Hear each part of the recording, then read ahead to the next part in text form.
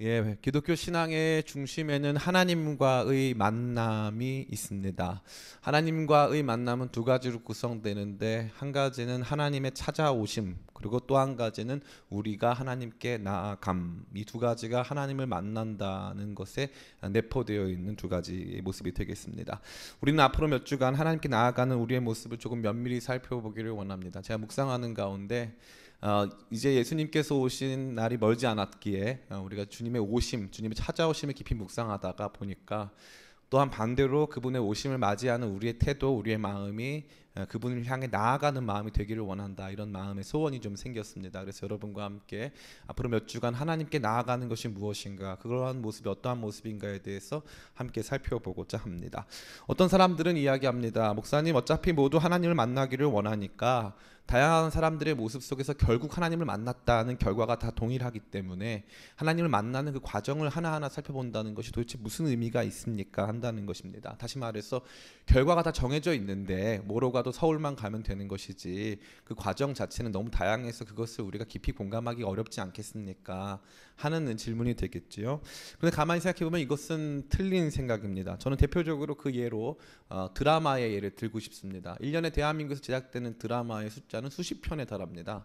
많은 사람들이 드라마를 보는데 1년만 보고 있지는 않거든요. 많은 사람들이 어릴 때부터 유아 성장 드라마부터 시작해가지고 다양한 종류의 드라마를 봅니다. 근데 이 드라마가요, 역사가 오래됐을까요? 얼마 안 됐을까요? 예, 이 드라마의 역사는 굉장히 오래됐습니다. 굉장히. 터키에 가보면 아직도 로마 시대 유적이 많이 남아 있습니다. 거기에 대표적인 유적들은 대부분 극장입니다. 극장. 2000년 전, 3000년 전에도 사람들은 연극을 상영했습니다.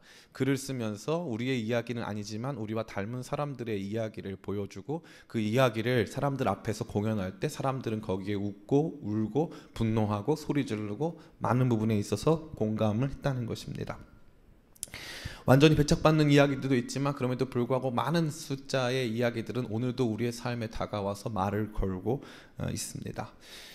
그렇지 않다면 오늘 우리 가운데 제작되고 있는 여러 가지 드라마, 웹툰, 영화 같은 것들은 다 망해 없어져야 되는 것입니까? 그렇지 않다는 것이죠. 이와 같이 인간은 이야기의 존재입니다. 성경은 우리와 하나님 사이의 일들을 보여주는 중요하고 큰 이야기입니다. 다양한 사람들이 다양한 모습으로 하나님을 만나고 그분의 뜻을 알게 되는 과정을 통해서 우리는 우리의 이야기를 발견하고 그것에 대한 감정을 느끼고 영적인 지식을 얻게 된다는 것입니다. 특별히 나아감이라고 하는 것에 대해 생각하는 가운데 이러한 주제를 잘 보여주는 한 사람의 이야기가 오늘 저와 여러분 앞에 놓여져 있습니다. 그의 이름이 아마도 이 나아감과 가장 이렇게 유사한 이름이 아닌가 싶습니다. 그래서 그의 이름은 바로 나아만입니다. 나아만. 그래서 나아만 갑니다. 나아만 갑니다. 이렇게 죽게 나아만 갑니다. 이런 뜻이 되니까요. 그래서 첫 번째 오늘 주제로 나아만을 잡은 것은 참 잘한 것 같다라는 혼자만의 생각을 하고 있습니다. 아무쪼록 하나님께 나아가는 몇 주간의 과정을 통해서 우리가 보게 될 사람들처럼 하나님을 깊이 만나고 체험하는 저와 여러분 되시기를 간절히 바랍니다. 하나님 앞에 나아가면서 하나님을 만나고 경험하는 사람들의 이야기가 다시 한번 우리가 하나님을 만난 이야기 속으로 투영되고 그것들을 확인하고 그것에 어떤 의미가 있었는지를 다시 한번 발견하고 깨닫는 저와 여러분 되기를 간절히 원합니다. 오늘 본문은 한 4가지 정도 중요한 내용들을 담고 있습니다. 첫 번째로는요, 이 나아만이라고 하는 사람이 가지고 있는 모순된 모습이었습니다. 그에게 붙여진 이름은 한편으로 그는 큰 용사지만 나병 환자다, 이렇게 되어 있습니다. 우리 1절 말씀 같이 한번 읽어보겠습니다. 시작. 아람 왕의 군대 장관 나아만은 그의 주인 앞에서 크고 존귀한 자니 이는 여호와께서 전에 그에게 아람을 구원하게 하셨음이라.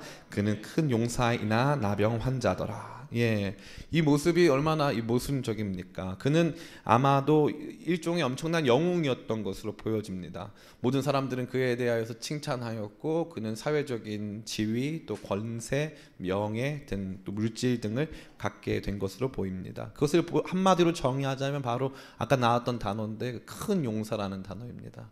사회적으로도 물질적으로도 명예로도 또 실력으로도 그는 큰 용사였습니다. 근데 너무 재미있는 것은 큰 용사와 어울리지 않는 또 다른 이름이, 또 다른 그의 모습이 그에게 붙여졌는데 그것은 바로 나병 환자라는 것이었습니다. 제가 오늘 이 설교를 통해서 가끔 여러분에게 나병 환자라고 하는 단어의 옛날 표현인 문둥병자 혹은 문둥이라는 단어를 사용할 텐데, 이것은 한센병, 오늘날의 한센병을 앓고 있는 분들의 그 질병을 폄하하려고 하는 태도가 전혀 아니고, 성경이 나병을 보여주고 있는 나병 자체의 저주받은 모습, 나병이 그 당시에 사회적으로 천대받고 사람들 앞에 멸시받고 있었다라고 하는 모습을 보여주기 위해 문학적으로 표현하는 표현이기 때문에 여러분 안에 불편함이 없기를 간절히 바랍니다. 다시 말해서 그는 한편으로는 큰 용사요 민족적인 영웅이었지만 다른 모습으로는 문둥이였다는 것입니다. 이러한 모순적인 삶의 이야기는 우리 가운데 현재 존재하고 있는 모습이 아닐 수 없습니다. 세상에 완벽한 사람은 없습니다. 어떤 사람이 사회적으로, 경제적으로, 또 물질적으로 남보다 나은 삶을 사는 것 같아 보여도 어떤 다른 측면에서는 그 안에 누구에게도 말할 수 없는, 숨길 수밖에 없는 문드러진 그의 모습이 자리 잡고 있다는 것입니다. 인간은 이러한 양면성을 다 가지고 있는 것이죠. 사회적으로 대단해 보이지만 실상은 내면 안에서는 엄청난 어두움을 갖고 있다는 것입니다. 제가 목회를 하는 과정 속에서 저는 그것을 너무나도 많이 경험했습니다. 겉으로 보기에는 웃고 있는 청년들의 삶에 깨어진 그의 가정을 보게 되었습니다. 그의 가정사 이야기를 들을 때 정말 상상을 초월하는 고통과 슬픔을 느낀 적이 너무나도 많습니다. 겉으로는 웃고 있었고 너무 멀쩡해 보였습니다. 참 놀라운 일이 아닐 수 없었습니다. 제가 학부 시절이었는데 채플 시간이었습니다. 그 당시, 지금도 제가 그분의 실명을 거론할 수가 있는데, 성남에 있는 금광교회 담임 목사님 김영삼 목사님이라는 분이 계셨어요. 이분은 이름도 김영삼이셔서 대통령의 이름을 갖고 계셨지만 문제는 키가 너무 크고 너무 잘생기신 거예요. 그래서 제가 대학 시절에 체프를 드리는데 이분이 강단에 딱 서시니까 갑자기 자매들이 소리를 질렀어요. 와, 이러면서. 너무 잘생겼어, 정말로. 자매들이 소리를 지를 정도로 잘생겼어요. 동시에 그 안에는 형제들이 저음을 깔고 있었습니다. 우. 이 두 가지가 공존하는 거죠. 모순적인 건데 두 가지가 공존하고 있었습니다. 그때 이 목사님의 첫 마디가 지금도 잊혀지지가 않아요. 저에게는 말 못할 컴플렉스가 있습니다. 그래서 사람들이 뭘까? 저렇게 잘생긴 목사님이, 저렇게 큰 교회 목사님이, 이름도 김영삼이고 얼굴도 너무 잘생겼는데 저 목사님의 고민이 뭘까? 그랬더니 이분이 하시는 말씀이 저의 컴플렉스는 바로 제 외모입니다. 그랬더니 아까 질렀던 소리의 2배 정도 큰 소리로 야유가 막 터져 나왔어요. 그래서 우우 막 이랬어요. 근데 그 목사님 그 다음 하시는 말씀이 충격이었어요. 저는 사실 고아입니다, 이러시더라고요. 누가 봐도 저 목사님이 큰 교회, 대형 교회 담임 목사님이 되는 것은 아버지가 아주 뭐 유명한 목사님이시거나 아니 돈 많은 장로님의 아들이어가지고 그렇게 됐을 거라고 그렇게밖에 생각할 수 없을 만큼 잘생기셨는데, 그 목사님이 사실 그렇지 않았다는 거죠. 너무나도 힘들고 어려운 시간들을 보내왔는데 얼굴이 너무 잘생겨가지고 사람들은 자기 고생 안 한 금수저라고 생각한다는 것입니다. 그게 그분의 컴플렉스라는 거죠. 저는 그 얘기를 듣고 나서도 야유를 퍼부었습니다. 어쨌건 잘생겼잖아요, 이러면서 그래서 화가 났어요. 어쨌건 그러한 모습이 누구나에게 있다는 것이죠. 겉으로 봤을 땐 다 멀쩡해 보여요. 그러나 큰 용사 같아 보이고 권력이 많고 명예가 많고 돈이 많아도 사회적으로 실력 있는 사람이어도 내면 안에는 누구에게도 말할 수 없는 문드러진 삶의 모습들이 담겨져 있다는 것입니다. 이게 바로 나아만이 주님께 나아가는 출발점이 된 것입니다. 이 모순적인 삶의 모습에 대한 긴장, 모순적인 삶의 모습에 대한 고통과 신음, 이것 없이는 하나님께 나아갈 수가 없습니다. 사람들 앞에서 보여줬던 내 겉모습이 아닌 내 내면 안에 자리 잡은 그 추악하고 더러운 모습들이 드러나기 전까지 우리는 주님 앞에 나아갈 수가 없는 존재입니다. 그러나 시간이 가면 갈수록 우리의 그 모습, 나 혼자 거울을 통해서 보고 있는 나 자신의 추악한 모습 앞에 무너질 수밖에 없기에 이제는 그 주님 앞에 나아갈 수밖에 없는 존재로 변화되는 것, 그것이 우리 모든 사람들이 신자가 경험하는 삶의 실제가 되는 것입니다. 세상은 여러분에게 말합니다. 너희가 갖고 있는 모습 중에 그나마 좋은 모습을 너희 자신의 정체성 혹은 너희 자신의 자존감의 출발로 삼고 어쨌든 버텨내고 어쨌건 너 자신을 계속적으로 자기 암시를 통해서 괜찮은 사람인 것처럼 말을 해라. 그러면 절대 주님 앞에 나올 수 없습니다. 우리가 주님 앞에 나올 수 있는 출발점은 그는 큰 용사이지만 나병 환자더라. 그 사람 대단해 보여도 그 사람 문둥이야. 저요? 저 괜찮아 보여도 저 문둥이에요. 저 아무것도 없어요. 그 출발점에서부터 하나님께로 나아가는 위대한 여정이 시작된다는 것입니다. 두 번째로 이 본문의 말씀은 저와 여러분에게 하나님께 나아가는 사람의 아주 중요한 전환점을 보여주고 있습니다. 그것은 다른 것이 아니라 작은 노예 소녀 한 소녀의 그 이야기에 주목하게 되는 위대한 용사 나아만의 모습이 되는 것입니다. 2절부터 4절까지의 말씀 같이 읽겠습니다. 시작. 전에 아람 사람이 떼를 지어 나가서 이스라엘 땅에서 어린 소녀 하나를 사로잡음에 그가 나아만의 아내에게 수종들더니 그 여주인에게 이르되 우리 주인이 사마리아에 계신 선지자 앞에 계셨다면 좋겠나이다. 그가 그 나병을 고치리이다 하는지라. 나아만이 들어가서 그의 주인에게 아뢰어 이르되 이스라엘 땅에서 온 소녀의 말이 이러이러하더이다 하니. 이러한 삶의 모순적인 고난 앞에서 나아만은 자신의 지위와는 어울리지 않는 행동을 하고 맙니다. 그것은 무엇입니까? 이스라엘에서 사로잡아온 남자 노예도 아닌, 그 당시 사회 기준으로 봤을 때 어른도 아닌, 그 당시 사회적 기준으로 봤을 때 얼마든지 무시할 수 있고 얼마든지 한 귀로 듣고 한 귀로 흘릴 수 있는, 얼마든지 내 삶의 조언으로 여기지 않을 만한 충분한 이유를 가지고 있는 한 노예 소녀의 이야기에 주목한다는 것입니다. 이 당시에 이스라엘과 아람의 관계는 굉장히 안 좋았습니다. 나중에 보시면 아시겠지만 이 열왕기하 뒷부분에 이스라엘의 대부분의 전쟁은 아람과의 전쟁입니다. 엄청난 적국이었습니다. 국경을 대치하고 마주서서 끊임없이 전쟁하는 적국이었다는 것이죠. 근데 그 적국에 자기의 국방부 장관이 가서 자기의 병을 고쳐달라고 요청을 해야 되는 상황이 된 것입니다. 누구의 말로 시작된 것이죠? 이스라엘에서 잡아온 우리 집에서 수종드는 작은 소녀의 이야기에 큰 용사 나아만, 아람 왕의 군대 장관 나아만이 귀를 기울이기 시작했다는 것입니다. 저도 여러분과 같이 이제 모태신앙 출신입니다. 모태신앙 출신인데 이 신앙생활을 하는 가운데 특별히 성경 말씀이나 설교 말씀에 거의 주목하지 못하고 살아왔습니다. 저에게 있어서 신앙생활이라는 것은 그저 교회에서 공동체 활동을 하는 것이고 혹은 또 이렇게 여러 가지 제가 좋아하는 음악적인 활동들을 감당하는 일에 다름 아니었습니다. 하나님 말씀을 듣고 하는 것을 하기에는 목사님들의 삶이 너무 초라했어요. 제가 저희 어머니는 끊임없이 저한테 목사가 되라고 하셨지만 저는 목사님의 삶에 조금도 관심도 없었습니다. 왜냐하면 목사님들이 당시에 타고 다니는 차는 티코였습니다. 너무 초라해 보였어요. 그런 티코를 타고 다니는 사람들의 말을 들을 필요가 없다 생각했어요. 목사님들의 패션은 통나무 패션이었어요. 그래서 일자 옷을 입고 다니는 그런 분들이었어요. 머리도 다 이상하게 생겼고 뭐 하나같이 다 학자같이 생겼거나 동네 아저씨같이 생겼거나 그 둘을 합친 것 같이 생겼어요. 정말 못생겼고 우리가 봤을 때 주목할 만한 얘기가 하나도 없는 사람 같아 보였습니다. 근데 어느 순간에 참 재밌는 것은요, 제가 제 안에 풀리지 않는 저의 삶의 이야기를 가지고 있을 때 어떻게 살아야 되는가 고민하기 시작했을 때 제가 겉으로는 그렇지 않았지만 속으로 무시하고 그 말씀에 주목하지 않았던 그 목사님들의 말에 귀를 기울이기 시작한 것입니다. 제가 정말 무시하고 싶었던 그분들의 말에 귀가 열리기 시작하고 그분들의 말씀이 들려오기 시작하는 것이죠.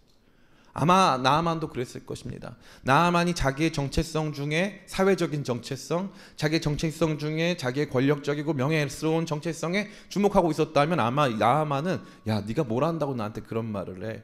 내가 이스라엘 가가지고 거기서 도움 요청하는 게 무슨 뜻인지 알기나 해? 라고 반문했을 것입니다. 그러나 그렇지 않고 나아만은 지금 너무 절박한 내면 안에 담겨져 있는 엄청난 질병과 고통, 그의 절망 속에서 신음하는 가운데 한 줄기 들려온 그 말을 희망으로 듣고 그 말씀 앞에서 반응하기 시작했다는 것입니다. 하나님께 나아가는 사람들은 이 말씀에 반응하기 시작하는 사람들이 좀 있습니다. 여러분 안에서 놀라운 변화가 일어난다는 거룩한 증거는 언젠가부터 말씀이 들려온다는 것이죠. 성경 말씀, 이거 옛날에 4,000년 전에 3,000년 전에 쓴 말씀이고 이거 보니까 다 이렇게 일관성도 없어 보이고 뭐 들을 만한 얘기도 없는 것 같고 학자들 얘기 들어보니까 성경이 다양한 저자들에 의해서 이렇게 당시 상황 안에서 편집된 내용이라 굳이 우리가 들을 필요가 없는 것 같아요. 이렇게 한 귀로 들리는 사람들 굉장히 많습니다. 그런데 어느 순간 하나님 말씀이 살아서 움직이고 이 말씀이 나한테 말을 걸어오기 시작한다는 것이죠. 제가 예전에 공부를 하고 있었습니다. 안 그렇게 생겼지만 그랬던 날도 있어요. 공부를 하고 있었어요. 도서관에 앉아서 토요일날도 공부를 했다는 거. 공부를 하고 있는데 잠깐 이렇게 쉬는 시간에 나와서 벤치에 앉아 있었습니다. 그때 어떤 분이 등산을 갔다 오는 차림으로 오셔서 학교 도서관을 이렇게 훑어보시면서 저를 데리고 와가지고 제 옆자리에 앉았어요. 남자분이신데 저는 굉장히 기분이 안 좋았습니다. 가뜩이나 공부를 하고 있는데 갑자기 그런 분이 오셔서 저한테 말을 시키는 것 자체가 마음에 안 들었어요. 근데 그분이 저한테 와서 그러는 거예요. 술을 많이 드신 것 같아요. 근데 그분이 와서 저한테 그러는 거예요. 내가 우리 사촌이 여기 저 교수님이 우리 사촌이고 내가 요 근처에 사는데 내 주변에 우리 온 가족이 다 크리스찬이다. 근데 나는 교회 안 다닌다. 나한테 복음을 전해보라고 하더라고요. 그래서 전도사님이냐고 전도사 맞다 그랬더니 나한테 복음 전해보래요, 자기한테. 그래가지고 이제 제가 딱 그분 얼굴을 봤어요. 얼굴을 봤더니 이분이 굉장히 기고만장한 표정으로 거기 계셨어요. 저보다 나이도 뭐 한 30살 가까이 많으신 분이시죠. 제가 그분한테 첫 마디가 이거였어요. 선생님 제 말씀 안 들으실 거죠? 딱 이랬어요.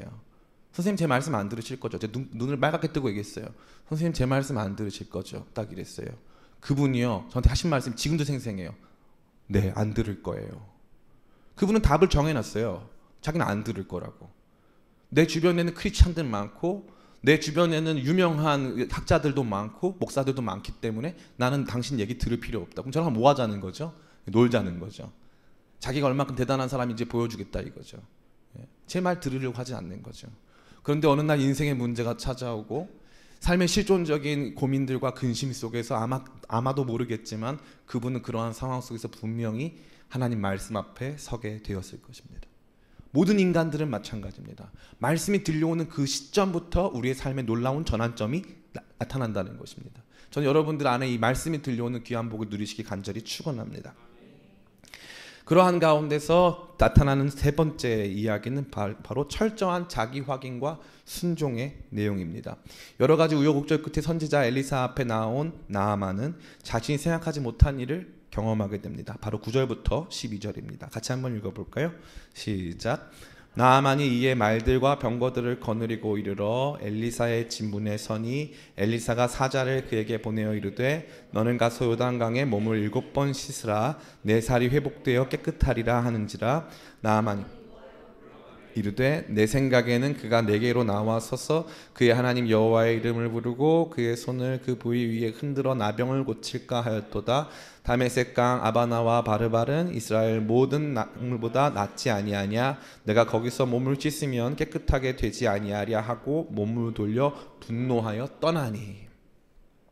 엘리사는 나와서 나아만을 만나야 하는데 그렇게 하지도 않았습니다. 당시에 굉장히 이 자신의 권위를 상징하는 말들 또 병거까지 타고 와서 아주 좋은 옷을 입고 나와서 엘리사 앞에 서 있는 그 국가의 귀빈이라고 할 수 있는 나아만이 왔음에도 불구하고 엘리사는 자기 나가지 않고 종을 보내서 요단강에 가서 7번 씻으세요 하고 말았다는 것이죠.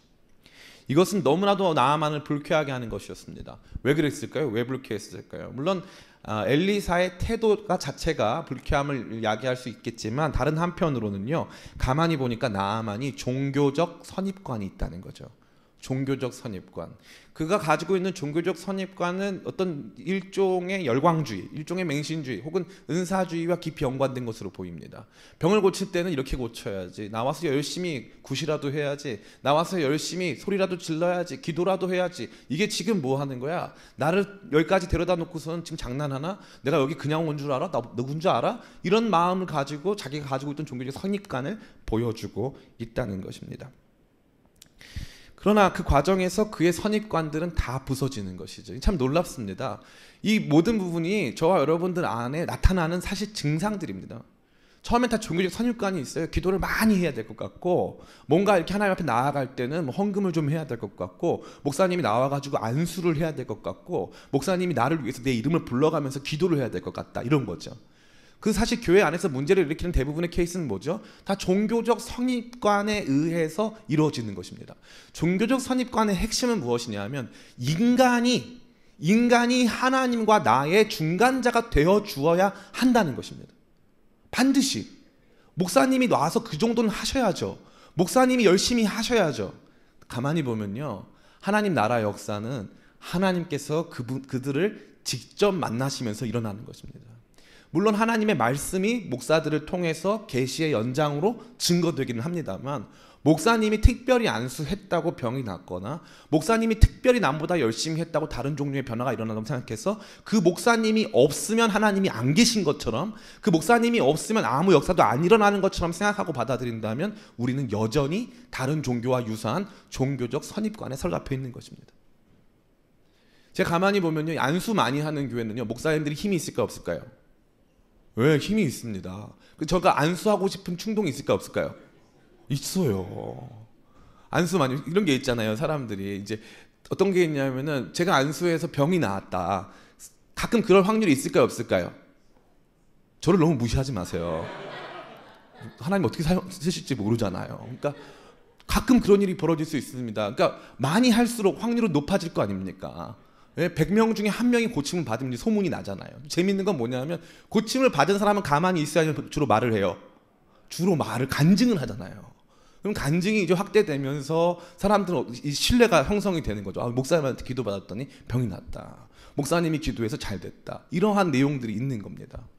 그래서 우리의 신앙이요, 특별한 이 예수 그리스도가 아닌 다른 종류의 중보자들을 자꾸 얻어가려는, 취하려고 하는 잘못된 종교적 선입관에 사로잡혀 있는 것이죠. 그래서 만약에 목사님이 자기가 찾아갔는데 다른 사람, 전도사님들 시켜가지고, 지금 목사님 바쁘셔가지고요, 오늘은 기도 못 해주신답니다. 그럼 내면에서 화가 나는 거예요. 내가 누구인데, 내가 지금 왔는데 나한테 기도를 해줘야지. 내가 지금 힘들어서 어떻게든지 와가지고 목사님 만나가지고 기도 한번 받으려고 왔는데 이게 지금 뭐 하는 거야? 이럴 수 있다는 거죠. 나만에게서 똑같이 나타나는 것입니다. 똑같이. 하나님께 나아갈 때 우리 안에 갖게 되는 가장 잘못된 마음 중에 하나가 바로 이런 것입니다. 목사가 탁월하고 목사가 남보다 특별해야지만 이게 뭐 엄청난 역사가 일어나는 것처럼, 물론 하나님 말씀을 제대로 가르치고 교회 공동체를 바르게 이끌어가는 데 있어서 목사의 역할은 굉장히 중요합니다만, 여러분들이 개인적으로 하나님을 만나고 그분을 체험하고 그분을 알아가는 과정에 있어서 목사가 그 모든 것을 다 해주고, 손을 들어서 여러분 환부에다가 이렇게 손을 들어서 병 고침을 해주고 하는 정도의 내용은 종교적 선입관이라 이거죠. 오히려 엘리사는 지금 뭐 하고 있죠? 요단강 가서 7번 씻으세요, 이거 하고 있는 거예요. 요단강 가서 7번 씻으세요. 진짜 하나님의 종은 이렇습니다. 나중에 보시면 알겠지만요, 진짜 하나님의 종은 이걸로 돈도 요구하지 않아요. 목사님들 중에 안수해 주시고 돈 받는 분들 계실까요, 안 계실까요? 계신 것 같아요. 어떤 목사님은 세례 주고도 돈 받으세요. 사람들이 돈 내요 안 내요? 기쁘게 내요. 더 재밌는 건 뭔 줄 아세요? 돈을 더 많이 받잖아요. 더 신령한 줄 알아요. 이게 종교적 선입관이에요. 하나님은 그런데 안 계세요. 아멘. 살아계신 하나님은요, 말씀하셔서 그 말씀에 반응하는 저와 여러분들을 찾아오시는 줄 믿습니다. 너무 목사님 의지하지 마세요. 너무 목사님 의지해가지고, 목사님이 열심히 안 해서 우리 애가 이 문제가 발생했어요, 목사님이 기도 안 해줘가지고 우리 집이 망했어요, 그런 생각하지 마세요. 하나님의 말씀에 주목하세요. 하나님 나한테 무엇을 요구하시는가에 주목하시는 거예요. 그때부터 변화가 일어나는 거죠. 그때부터. 그 전까지는 자꾸 그 태도들, 그 목사의 태도 뭐 이런 거에 자꾸 민감하게 반응하는 거예요. 그러지 마시고, 오늘 나만이 어떠한 과정을 통해서 주님을 만났는가를 바라보면서 정말 하나님께서 그 사람을 통해서 하신 그 말씀, 엘리사 자체가 아니라 하나님의 그 말씀 자체에 주목하고 그것을 바라보게 되는 저와 여러분 되시기를 간절히 축원합니다. 그랬더니 어떠한 일이 발생합니까? 그 말 듣고 이 선입견이 부서지는 가운데요, 사람은요 절대 선입견 부술 때 가만히 있지 않습니다. 엄청나게 반항해요. 이거 뭐야? 이거 안 해. 목사가 말이야, 이 정도 해가지고 뭐 그냥 우리 무슨 자기 종처럼 부리면서 얼굴도 안 비치고 이게 뭐 하는 거야? 하면서 집으로 돌아가려고 하는 바로 그때 이 모든 이들을 객관적 시각에서 바라보고 있던 종들이 나와서 이야기합니다. 13절입니다. 같이 한번 읽어볼까요? 시작. 그의 종들이 나와서 말하여 이르되 내 아버지여, 선지자가 당신에게 큰 일을 행하라 말하였더면 행하지 아니하였을까? 하물며 당신에게 이르기를 씻어 깨끗하게 하라 함이리까 하니. 이거 무슨 말이죠? 이거 한마디로 정의하면 이거예요. 장군님, 죄송한데 장군님 문둥이세요. 죄송한데 장군님 환자시잖아요. 더한 거 하라 그래도 하셨어야 되는 사람이잖아요. 장군님 지금 장군으로 온 거 아니잖아요. 장군님 잘 생각해 보세요. 더 큰 일을 하라고 해도 당신은 해야 되는 존재란 말이에요. 이 말씀이 들려온 거예요. 자기는 종교적 선입관과 자기가 취하고 싶은 자기의 모습들, 나는 장군이고 명예롭고 권력 있고 돈 많고 높은 사람이라는 의식들 속에서 자기가 가지고 있는 종교적 선입관 앞에 절대 굴복하지 않고 떠나보내려고 하는 그때 누군가 와서 얘기해 주는 거예요. 너 문둥이잖아. 너 환자잖아. 여기 왜 왔어? 여기 왔을 때 처음에 너 어떤 마음으로 왔어? 너의 모습이 어떤 모습이었어? 라고 종들이 이야기를 해줍니다. 그 다음에 나만이 어떻게 돼요? 나만 말이 없어요. 말이 없어요. 왜 말이 없어요? 할 말이 없어서요. 그 말이 맞으니까. 자기 환자거든요. 병 고치러 왔거든요. 자기는 의사가 아니거든요. 이게 신자들 안에 반드시 일어나는 모습입니다. 자기가 의사라고 생각하고 자기 질병에 대해서 제일 잘한다고 생각하는 사람들은요, 절대 병을 고치지 않습니다. 스스로 그 앞에 낮아지지 않습니다. 제가 얼마 전에 한 10몇 년 만에 스케일링을 하러 갔습니다. 저는 병원을 별로 안 좋아해요. 주님이 저를 감사하게 또 큰 질병 없이 잘 성장하도록 해주셔가지고 병원보다는 주로 기도의 골방이 익숙하고 이런 타입이에요. 병원에 잘 안 갑니다. 근데 이제 처음으로 이제 한번 가야 되겠다. 왜냐면 이가 안 좋아가지고 아파서 간 거예요. 근데 스케일링이나 받아야 되겠다. 그러고 사진을 찍으면은 이제 뭐가 나오니까 확인을 해봐야 되겠다 해가지고 병원에 갔어요. 그래서 사랑니를 뽑았다는 사실. 그래서 제가 오늘 설교를 못 한다는 건 사랑니 뽑아가지고 못 하는 거예요. 이런 핑계를 대나요? 나중에 또 안전합니다. 사랑니를 뽑았어요. 사랑니를 뽑았어요. 사실 9월달에 가서 스케일링을 받았는데 9월달에 사랑니를 뽑으라고 그랬거든요. 근데 제가 안 뽑았어요. 왜냐하면 저 스스로 느낀 건 저는 건강하다고 생각했어요. 건치라고 생각했어요. 그래가지고 제가 뭐 굳이 그래서 사랑니, 그리고 다 믿을 수가 없잖아요. 요즘에 하도 이렇게 과잉 진료할 수도 있고 하니까 안 믿었어요. 근데 시간이 가면 갈수록 딱 그 자리, 그 의사 선생님이 뽑으라는 바로 그 자리 있죠.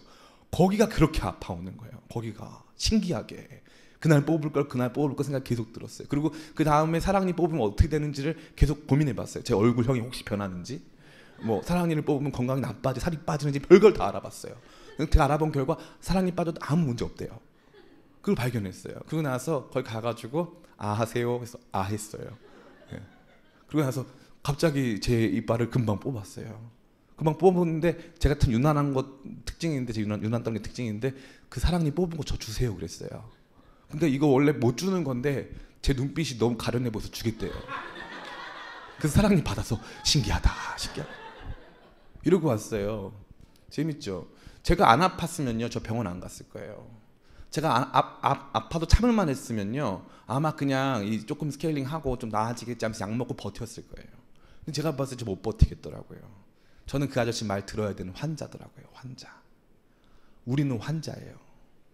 주님 앞에 설 때 저와 여러분들은 세상에 있는 권력, 명예, 사회적인 지위, 여러분이 가진 지식, 남들 앞에 내놓을 수 있는 그 어떠한 존재로 쓰는 것이 아닌 줄 믿습니다. 교회에서 제일 유치한 게 뭐냐면요, 교회에서 제일 유치한 게 나 밖에서 이런 사람이야 하는 거예요. 여러분 교회에 왔을 때는요 하나님 자녀로 쓰는 것이고 하나님 앞에서 구원받고 치료받아야 하는 죄인으로 쓰는 것인 줄 믿습니다. 그러한 거룩한 모습이 우리 가운데 회복되지 않고서는 우리 안에 큰 변화가 없어요. 날마다 저와 여러분들 앞에서 여러분을 건강하게 하는 말씀이 있다면 그것은 다른 것이 아니라 우리가 하나님 앞에선 죄인이고 반역자이며 그분의 은혜 없이는 살 수 없는 존재고 그분의 영광스러운 치료가 필요한 존재라는 것을 의식하는 것입니다. 그때야 비로소 나아만은 거룩한 치료의 장으로 나아갈 수 있는 것이죠. 하나님께서는 끊임없이 이렇게 자기 확인을 시킨다는 것입니다. 하나님은 나아만에게 세상 명예와 권력의 옷을 벗으라고 말합니다. 하나님 앞에서는 장군 나아만이 아니고, 저의 표현을 다시 한번 용서해 주세요, 문둥이 나아만으로 서라는 것입니다. 장군 나아만 말고 문둥이 나아만으로 서. 옷 다 벗어. 물에 들어가. 너 더 이상 장군 아니야. 장군으로 온 거 아니야. 장군으로 올 거면 집에 가. 너는 문둥이로 온 거야. 이게 하나님 앞에서 엄청나게 실존적인 하나님의 말씀이에요. 우리는 그분 앞에 무엇으로 서기를 원합니까? 교회 나올 때 교양으로 서려고 하는 사람들 굉장히 많아요. 제가 제 친구 어머니가 계신데 그 친구 어머니를 제가 만날 때마다 전도를 해요. 근데 이분의 어머니, 그러니까 그 친구 할머니죠. 할머니가 기도 많이 하시는 권사님이셨어요. 그래가지고 제가 늘 그 할머니도 권사님이시니까 어머니 교회 다니세요. 그러면 하시는 말씀이 있어요. 내 돈이 없어서 교회 못 가. 창피해서. 그럼 그분 누구 앞에 서 있는 거예요? 사람 앞에 서 있는 거예요. 사람 앞에. 교회 다닐 때 돈이 필요하대요. 예배만 드릴 수 가도 되잖아요. 근데 교회 앞에 나올 때도 사람 앞에 서 있는 거예요. 사람 앞에. 주님이 뭐라고 하시는 거예요? 장군 나아만 말고 문둥이 나아만으로 나오라 이거예요. 문둥이 나아만으로. 아무것도 아닌 존재로. 주님께서 뭐라고 하시는 자기 확인시켜 주시는 거예요. 확인. 그때 나아만은요, 그가 입고 있었던 영광스러운 옷을 벗고 사람들 앞에서 벗고 그 물에 들어가는 것입니다. 재밌는 건요, 그의 몸은요, 문드러진 그의 몸은 그의 옷으로 덮여 있어요. 우리의 처절한 삶의 내용, 삶의 고통, 우리 안에 있는 모순된 삶의 모습들은요, 우리가 가지고 있는, 우리가 포장할 수 있는 우리의 다양한 포장들로 덮여 있어요. 좀 괜찮아 보이는 얼굴, 좀 괜찮아 보이는 학벌, 좀 괜찮아 보이는 사회적 지위, 좀 괜찮아 보이는 명예, 좀 괜찮아 보이는 여러 가지 모습들로 우리를 덮어놓고 못 나가는데 주님 뭐라고 하시는 거예요? 요단강 들어가서 7번 씻어. 야, 그 옷 좀 벗어.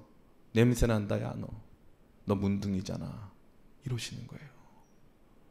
받아들이고 싶습니까? 못 받아들이죠. 너무 힘들죠. 나 이럴 거면 차라리 우리 집 가서 하겠다. 나 싫어. 나 그런 거 싫어. 이런 모습이 있는 것이죠. 근데 하나님은 가차 없어요. 벗으라는 거예요. 그런데 누구 앞에서 벗어야 돼요? 종들 앞에서.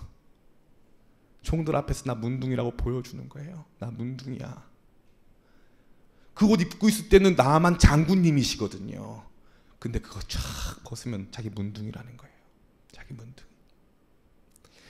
제가 완전히 좋아하진 않지만 가끔 은혜를 받는 교회가 있어요. 우리들 교회라는 교회인데, 그 우리들 교회 내용 보면요, 참 감동적이에요. 뭐가 감동적이냐면, 사실은 그 내용은 제가 다 동의하지는 않습니다. 뭐든지 강제로 혹은 강제까지는 아니라 할지라도 의무적으로 나와서 간증시키고 이런 저는 별로 안 좋아해요. 예.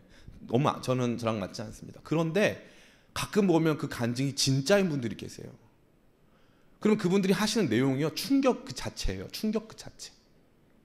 남편한테 버림받은 얘기, 자기 삶에 숨겨놨던 여러 가지 추하고 더러운 삶의 이야기들을 하나씩 그 수천 명 앞에서 자기를 완전히 다 보여주는 거죠. 지금은 덜하지만요, 그 우리들 교회 예전에는요, 거기 가서 그러면 눈물 받아요. 눈물 받아.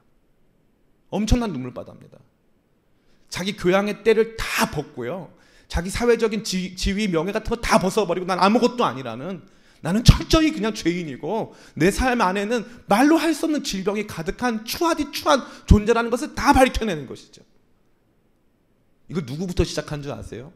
제가 10여 년 전, 10여 년이 뭡니까? 13년 전, 15년 전쯤에 어느 수련회를 갔는데, 그때 강사가 그 교회 담임 목사님이었던 김양재 목사님이에요. 이 김양재 목사님은요, 서울예고 나오고 서울대 나와가지고 자기가 나왔던 자기 학교 서울예고의 피아노 선생님이에요. 피아노 치는 사람 중에서 그 정도 되면 굉장히 잘하는 사람이거든요. 강남의 병원장 부인이에요. 강남 병원장 부인으로 살면서요, 강남 의사 부인으로 살면서 나름 나 괜찮은 사람이라고 떠벌리고 살았던 거예요. 근데 그의 삶은 어땠어요? 철저히 망가졌어요. 부부관계는 깨지고, 시어머니와의 관계 속에서 엄청난 고통밖에 남는 게 없고, 겉으로는 괜찮아 보였지만 내면 안에서는 더러운 것들이 가득한 자기의 모습.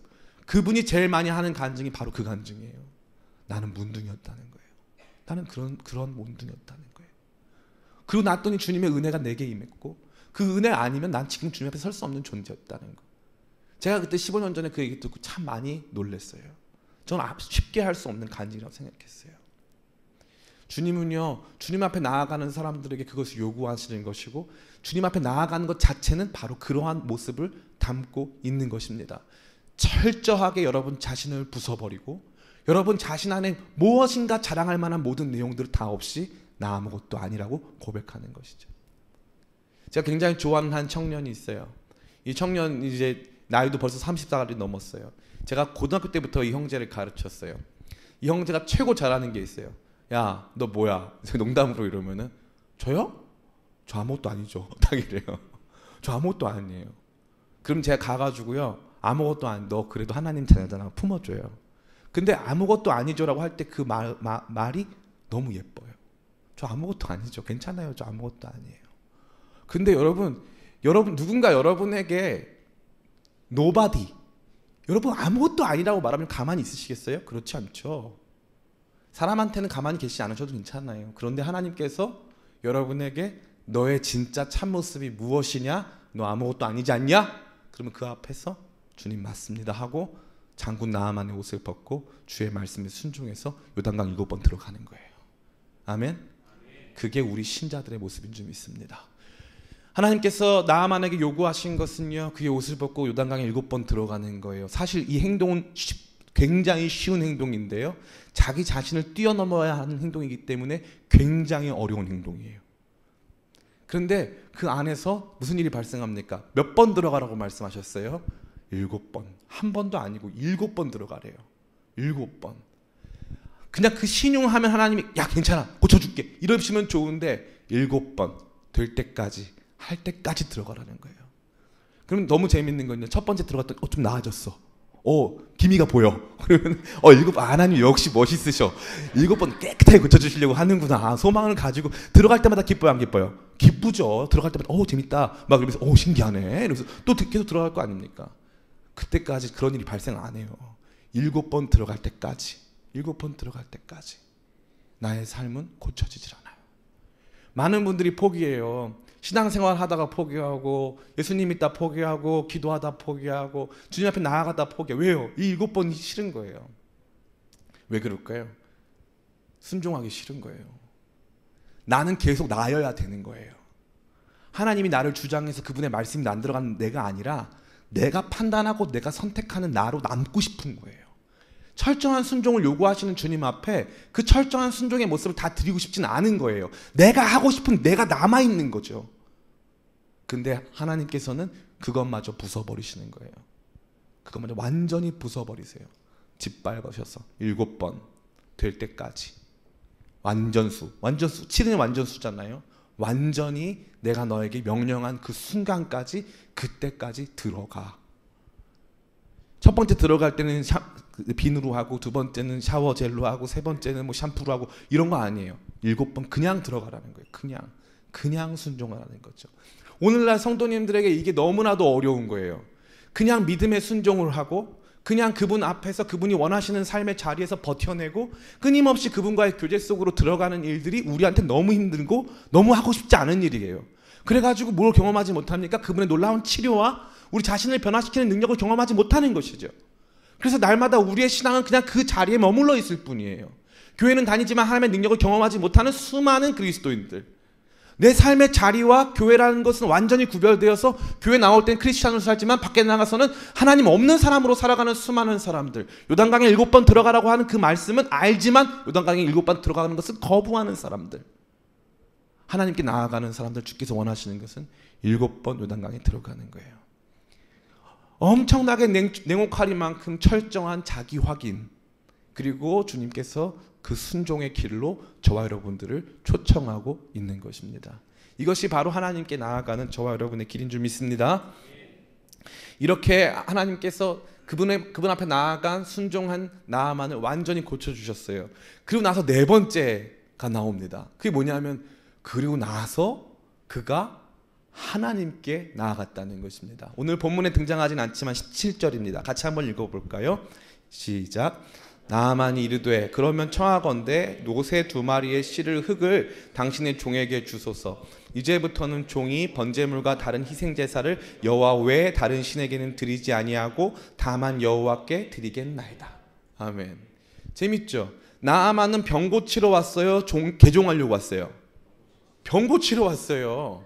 병 고치러 왔는데 지금 뭐 하고 있는 거예요? 개종했어요. 신기하죠? 우리는 생각합니다. 내 삶에 문제가 있으면 기도하면 문제 해결을 받겠구나. 하나님은요, 절대 문제 해결에서 끝나는 신앙을 보여주신 적이 없어요. 하나님은 반드시 문제 해결을 통해 하나님이 누구신지를 알게 해주세요. 그러니까 하나님의 지식과 괴리된, 하나님을 아는 지식과 괴리된 문제 해결, 하나님을 아는 지식과 괴리된 여러 가지 삶의 인도와 방향을 확인하는 것은 기독교 신앙에선 존재하지 않습니다. 어디에 존재할까요? 그건요, 이제 미아리 가면요, 점집들이 쫙 있거든요. 점집들은 이 무당한테 귀신이 임하지 않습니까? 그럼 무당한테 임한 귀신이 여러분한테도 임한다 그러면 여러분 좋아합니까? 좋네요. 무당 되는 거 쉽지 않다던데 잘 됐네. 그런 사람 있어요, 없어요? 없어요. 그 무당을 힘있게 만드는 그 신은 무당에게만 역사하고 내가 돈을 줄 테니까 내 삶은 내 삶이니까 내 삶의 영역에서 문제 해결만 받고 그 신은 당신이 알아서 하세요. 이게 미신 아닙니까? 이 미신이라는 건요, 미안한 말인데 일반 종교란 뜻이에요. 세상 모든 종교, 기독교 신앙도 일반 종교가 될 수 있을까요, 없을까요? 있죠. 언제요? 내가 그 하나님을 나의 문제 해결, 나의 상황 해결, 나의 진로 확인 이런 것들로만 이용하고 하나님과 내가 멀어지고 무관해지면요, 우리는 다른 종교와 다를 것이 아무것도 없는 하나님을 우리의 이익에 이용하는 종류의 무당 따라가는 것 아무 차이 없는 신앙이 되는 거예요. 하나님은 절대 하나님을 아는 지식과 그분의 역사를 분리한 적이 없어요. 그것을 경험하면 하나님을 보는 거예요. 아멘? 하나님의 치료를 경험하면 하나님을 아는 거예요. 하나님의 치료를 경험하면 그분을 알게 되고 그분 앞에 엎드리고 그분을 섬기게 되는 것이죠. 그래서 진정한 하나님께 나아가면요, 처음에 하나님 자체에게 나아가려고 하는 게 아니에요. 처음에는요, 우리 믿음이 너무 없기 때문에 문제 해결 때문에 어쩔 수 없이 끌려가는 거예요. 어쩔 수 없이 모순된 자기 자신의 모습을 발견하면서 자기가 가지고 있었던 외면적인 장군 나아만의 모습을 다 내버린 채 그저 어쩔 수 없이 그냥 말씀 따라간 거예요. 엘리사가 요단강 가서 7번 씻으세요. 그러니까 요단강 가서 7번 씻으세요. 대박 사건, 너무 멋있는 말씀이야, 들어갈 거야. 이러지 않았단 말이에요. 이게 내 문제를 해결해 줄 것 같아, 맞는 것 같아, 이러지 않았다고요. 그 말씀 듣자마자 너무 화가 나고 짜증이 나는 거예요. 나는 그렇게 안 살고 싶은 거죠. 저 말씀에 순종 안 하고 싶은 거예요. 저희 어머니 여기 계시지만 제가 보고 맨날 기도하라고 맨날 등 때렸어요. 등짝 스매싱. 저는 맘스 터치란 단어를 싫어해요. 맘스 터치는 늘 등으로 입어요. 기도하라고 그렇게 등을 때려. 별로 안 좋아합니다. 근데요, 재밌는 건 뭐냐면은 처음에 제가 그렇게 싫어했거든요. 근데 우리 어머니는 저한테 막 기도하래요. 나중에 제가 불을 받은 거예요. 불을 받았어요. 그러고 나니까 제가 기도하면서 다른 사람 등짝을 때리고 있는 거예요. 너무 웃겨. 아니, 누가 시켰냐고요. 이게 일종의 DNA인가 봐. 그래서 기도하면서 자꾸 남의 등을 때려. 왜 때리는지 그때 알았어요. 재밌는 건 뭡니까? 우리의 삶에요, 너무 신기한 것은요, 나는 내가 그렇게 될 줄 몰랐다는 거예요. 그저 나는 문제 해결받고 상황 해결받고 해석되지 않는 나의 삶의 이야기를 그나마 조금 해석해보고 하나님이 계시다는데 그분이 어떠한 분이신가 조금 알아보려고 하는 차원의 그러한 밋밋하고 얕은 차원으로 신앙적 접근을 했던 건데, 하나님은 절대 거기서 안 끝난다 이거죠. 그 역사를 경험한 다음에 내가 그동안 믿어왔던 모든 것들은 아무것도 아닌 것을 발견한 거예요. 지금 나만 약속하는 건 뭐예요? 나는 이제 주님만 예배하겠습니다. 치료를 통해 주님을 만나는 줄 믿습니다. 저는 우리 여러분, 청년 여러분 정말 중요해요. 여러분 신앙이 너무 중요합니다. 자꾸 하나님을요, 이번에 여기 문제가 해결이 돼야 되는데 하나님 자꾸 역사 안 하시네. 제가 제일 싫어하는 타입이에요. 하나님이 역사 안 하실 뿐만 아니라 여러분의 삶을요, 송두리째 앗아가실 수도 있어요. 하나님 역사하시고 안 하시고 문제는 그분께 달려있는 거예요. 그럼 우리 어떻게 해야 돼요? 하나님, 제 삶에요, 제가 아무것도 할 수 없는 존재예요. 저 겉으로는 장군 나아만인데요, 저는요 사실 문둥이 나아만이에요. 저 좀 도와주세요. 그러고 나서 그분이 주시는 작은 말씀에 귀 기울이고 먼 길, 이스라엘이라고 할지라도 적군이라고 할지라도 거기까지 가가지고 그 말씀 앞에 순종하고 나아가는 가운데, 그때 주님께서 우리한테 보여주시는 건 단순한 치료가 아니라 그분이 유일하신 하나님이라는 사실, 우리는 그분 앞에 예배해야 하는 존재라는 사실, 우리가 믿었던 모든 종류의 다른 것들은 다 없어질 것이고 하나님만이 유일하신 신이라는 사실, 우상들 아무것도 힘이 없고 오직 살아서 말씀하시는 그 주님만이 나의 힘이 되신다는 그 사실, 그것을 발견하고 그분을 만나게 되는 것입니다. 이제 말씀을 마칩니다. 사랑하는 청년 성도 여러분, 저는 여러분들이 진짜 하나님을 만나게 되시길 간절히 축원합니다. 하나님을 만난다는 것은 그분의 찾아오심과 우리가 그분께 나아가는 이 두 가지가 결합되는 것이라 했어요. 그분 앞에 나아가는 우리의 삶의 모습들을 가만히 생각해 보시길 간절히 바라는데, 어떤 면을 바라보면 되냐면 내가 왜 하나님께 나아가지 못하는가, 이게 중요한 문제예요. 나는 왜 하나님께 나아가지 못하는가? 옛날에 이런 노래 있잖아요. 내 속엔 내가 너무도 많아서 당신의 쉴 곳 없네. 내가 너무 많은 거예요. 지키고 싶은 나, 내 명예, 내 권력, 사람들 앞에서의 내 모습, 그게 너무 많아서 나는 절대 사람들 앞에 문둥이 나만이 아니라 나는 그나마 괜찮은 나만 되고 싶은 거예요. 그걸 언제 알 수 있냐면요, 이럴 때 알 수 있어요. 은혜 받았으면 울잖아요, 자매들. 자매들 울 때 마스카라 걱정을 하느냐 안 하느냐, 이게 포인트예요. 포인트. 마스카라는 끝까지 남아있는 장군 나만이야. 내 자존심. 그래도 이건 안 돼. 아무리 은혜를 받아도 이건 무너뜨릴 수가 없는 그거예요. 네? 형제들도 마찬가지. 형제들도 엉엉 울 때 콧물 막 울어야 되는데 괜히 멋있는 척 손도 멋있게 막 올리고 막 이러면서 괜히 막 이렇게 있어 보이는 척 은혜를 받아요. 왜 그럴까요? 내 안에 아직 장군 나만 살아있어서 그런 거예요. 진짜 주님 만나면 주님 소리 지르고요. 누가 보든지 안 보든지 눈물이 막 흘러내리, 강물같이 막 흘러내리는데 주체할 길이 없어가지고 사람들 신경 하나도 안 쓰이는 거예요. 이게 언제 일어나냐면요, 놀라운 사실 말씀드릴게요. 부흥회 때 이런 일들이 잘 안 일어나요. 신기하죠. 제가 아는 어떤 자매가 있는데 그 부모님 이 신앙을 위해서 엄청난 기도를 많이 했어요. 엄마가 절에 맨날 다니셔가지고 어떻게 구원받아야 될지를 몰라가지고 너무 답답했어요. 엄마한테 맨날 교회 가자 그랬어요. 집이 합정동이었는데, 망원동이었는데 이 자매가 다니는 교회는 분당이었어요. 분당. 엄마 교회를 가야 되는데 엄마가 듣자마자 야, 절도 그렇게 멀진 않다는 거예요. 합정동에서 분당은 절도 그렇게 안 멀다. 근데 어느 날 갑자기 엄마가 교회를 가고 싶더라는 거예요. 그래가지고 딸하고 같이 합정동에서부터 분당까지 교회를 간 거예요. 교회를 갔는데 너무 재밌는 건 목사님이 설교도 시작 안 했는데 갑자기 목사님이 본문을 읽고 있는데 갑자기 자기 엄마가 그날따라 늦게 와서 맨 앞줄에 앉았는데 자기 엄마가 떼굴떼굴 구르기 시작했다는 거예요. 그 교회는 고신측 교회예요. 엄청나게 보수적인 고신측 교회인데 내가 죄인입니다 하면서 막 엄마가 떼굴떼굴 구르기 시작한다는 거예요. 이해할 수 없는 일이 벌어진다는 거죠. 문둥이 나아만이죠. 그 장군 나아만 아니에요. 걱정하면서 내가 교양이 있어야지, 그래도 지금 이렇게 울면 아닌 거야, 이런 마음 없는 거예요. 하나님이 말씀하시기 시작하니까 너 누구냐 이거예요. 너 누구냐? 너 지금 누구로 내 앞에 나와 있냐? 너 장군으로 나와 있냐? 문둥이로 나와 있냐? 주님, 저 문둥이입니다. 저 아무것도 아닙니다 하면서 엎드려 저 너무 힘들고 아픕니다. 저 좀 살려주세요 하고 나와 있을 때 주님께서 우리를 고치시고, 그 고치시는 과정 속에서 우리가 누구며 하나님이 누구신지를 알게 해주신다는 거죠. 저는 여러분들이 이것을 경험하게 되기를 간절히 축원합니다. 크리스마스 때서 다른 사람들 모두 기뻐하고 좋아하고 그냥 뭐 데이트하고, 크리스마스 때 데이트하는 커플 망할지어다. 다 헤어져야 돼. 그냥 다 헤어져야 돼. 이번 크리스마스 한 새드 크리스마스 되고 다 망하고 막 없어져 버려야 돼. 막. 네? 데이트 좀 하지 마. 가서 교회 와서 기도하세요. 교회 와서 기도하고 주님, 제가 문둥이고 쟤도 문둥입니다 막 하면서 막 기도하는, 막 기도해요. 그러다 보면은 하나님 알게 해주시는 거예요. 하나님 알게 해주시는 거예요. 요단강 7번 들어가라 이거죠.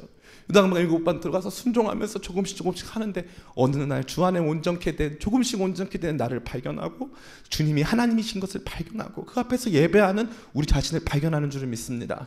사랑하는 청년 성도 여러분, 정말 저는 여러분이 주님 만났으면 좋겠어요. 입으로만 그리스도인을 살지 말고 정말 살아계신 주님을 만났기에 그분 앞에서 거룩한 예배자로 살아드리는, 사람들이 나를 뭐라고 부르든 나는 주님 앞에 치료받은 문둥이고 주님 앞에 예배하는 사람인 것을 늘 기억하여 자랑하고 그 주님 앞에 늘 나아가는 저와 여러분 되시기를 예수님의 이름으로 축원합니다.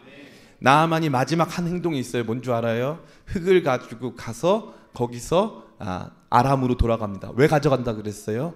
저 이제 앞으로 하나님께만 예배할 거예요. 무슨 뜻이에요? 앞으로 하나님께 계속 나아갈 거예요. 이 뜻인 줄 믿습니다.